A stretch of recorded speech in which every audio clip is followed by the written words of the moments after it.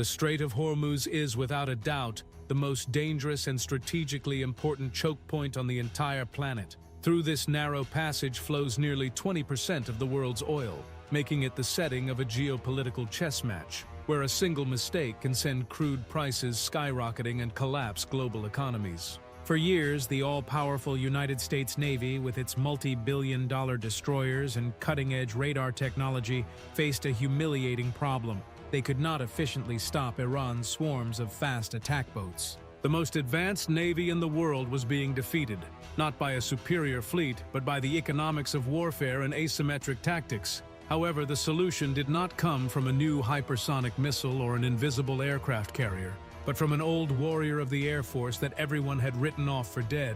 A plane designed in the 1970s to destroy Soviet tanks on the plains of Europe became, against all odds, the savior of American maritime control in the Persian Gulf. We are talking about the legendary A-10 Warthog, the aircraft that managed to solve what the Navy, with all its budget, simply could not handle.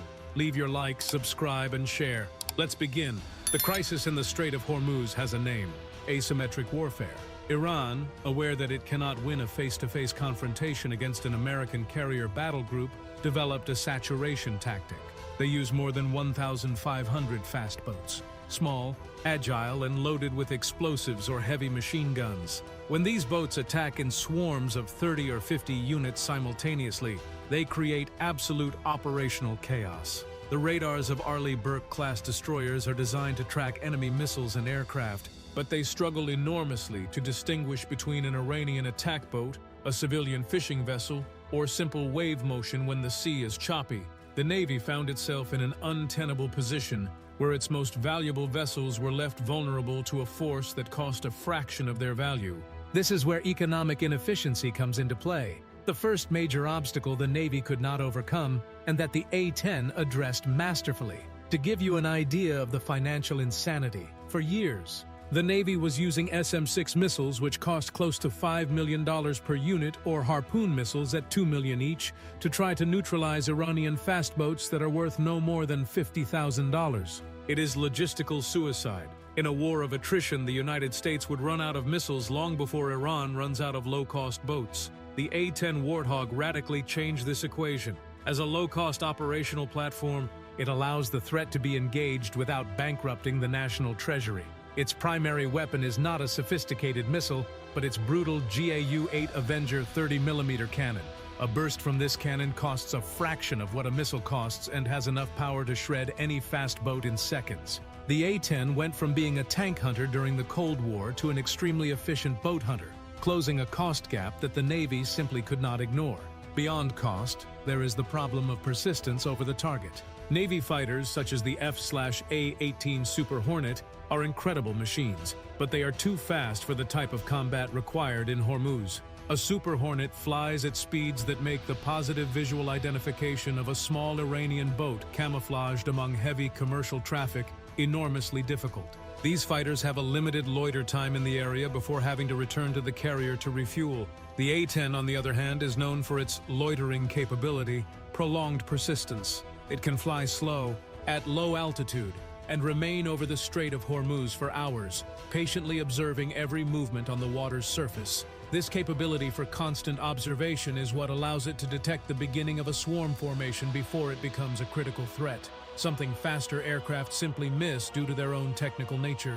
Another area where the Navy fell short was the vulnerability of its MH-60R Seahawk helicopters. Although these helicopters are useful for surveillance, they are extremely fragile against heavy machine gun fire or portable anti-aircraft missiles that Iranian fast boats commonly carry on board.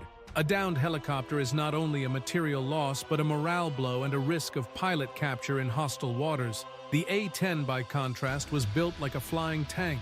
Its cockpit is protected by a titanium bathtub that can withstand direct hits from 23mm cannons. It can take massive damage, lose an engine or part of a wing, and continue flying to return to base. This durability allows it to enter the kill zone of fast boats, where helicopters and ships fear to approach, and clean the area with an impunity that the Navy could not guarantee with its own aerial assets. Low-altitude maneuverability is the third pillar of the Warthog's success in the Gulf. The Strait of Hormuz is an environment saturated with electromagnetic signals and civilian traffic. In this confined space, the A-10's ability to perform tight turns just meters above sea level is vital.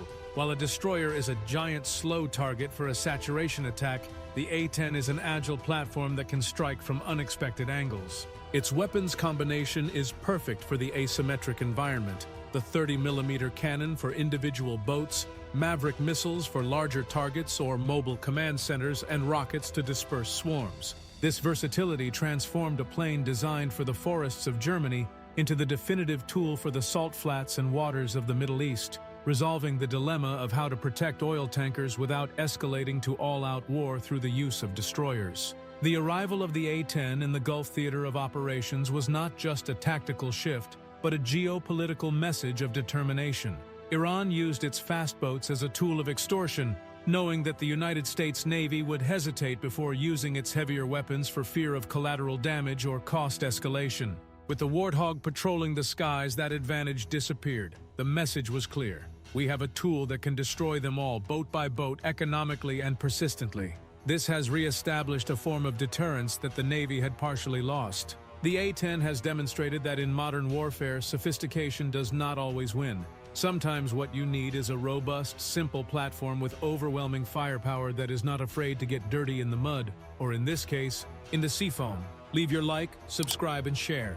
The rediscovery of the A-10 as a naval tool also has profound implications for the future of drone defense. Iran is today one of the largest producers of low-cost suicide drones, and its swarm tactics now integrate these unmanned vehicles both in the air and on the water. The Navy has struggled to find an economical defense against these drones, returning to the same dilemma of the expensive missile versus the cheap target. This is where the GAU-8 cannon of the A-10 once again shines. It is essentially a mobile, low-cost anti-aircraft defense that can clear the sky of Iranian drones with short bursts of conventional ammunition. This drone combat capability has extended the Warthog's service life well beyond what any military analyst would have imagined 10 years ago, transforming a ground attack aircraft into a pillar of maritime security. The logistics of deploying A-10s in the region is also more flexible than that of a carrier battle group. These aircraft can operate from short, poorly prepared runways in allied countries in the region, allowing for a distributed presence that is far more difficult for Iran to track and attack. While an aircraft carrier is a floating city requiring thousands of personnel and a massive escort, a squadron of A-10s can be sustained with a minimal logistical footprint. This agility allows Pentagon planners to respond to crises in Hormuz with a speed that the Navy, with its slow-moving ships, sometimes cannot match. It is the victory of functionality over form, of operational effectiveness over the aesthetics of high technology. However, the A-10's success in Hormuz has also generated an internal debate in Washington about the future of military aviation. Many Air Force generals have attempted to retire the A-10 to free up budget for the F-35, arguing that the Warthog is not survivable in a modern air defense environment. But the reality in the Strait of Hormuz contradicts that narrative. In low-intensity conflicts and asymmetric warfare, where the enemy does not have S-400 systems but does have thousands of low-cost boats and drones, the A-10 is irreplaceable. The Navy has had to admit, somewhat quietly, that it needs the Warthog to cover its own blind spots. This inter-service cooperation demonstrates that 21st century geopolitics requires a blend of the old and the new, where the robustness of the Cold War still has much to say in the face of tomorrow's threats. The psychological impact of the A-10's presence must not be underestimated. The sound of its cannon is recognized around the world and acts as a powerful visual and auditory deterrent. The crews of Iranian fast boats know that, unlike a missile that comes out of nowhere, the A-10 is up there, watching them, ready to strike at any moment. That constant pressure erodes the adversary's will to fight in a way that the distant patrols of a destroyer could never achieve. The visibility of the Warthog is its greatest strength in a war of nerves where showing the ability to strike with precision and at low cost is key to preventing the conflict from escalating further. Ultimately, the case of the A-10 in Hormuz is a lesson in humility for the military-industrial complex. It teaches us that not all solutions require the latest microchips or exotic composite materials. Sometimes the best tool for the job is the one built to last, the one that prioritizes raw firepower and pilot protection above all else. the Warthog did not only save the Navy from an operational crisis in the Gulf, it redefined what air superiority means in the context of asymmetric maritime warfare.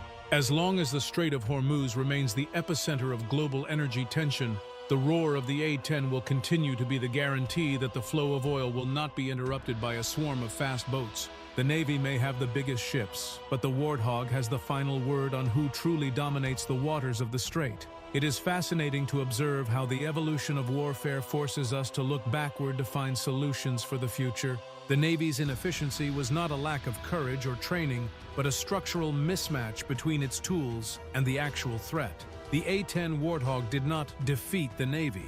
It completed it, filling a gap that an excess of sophistication had created.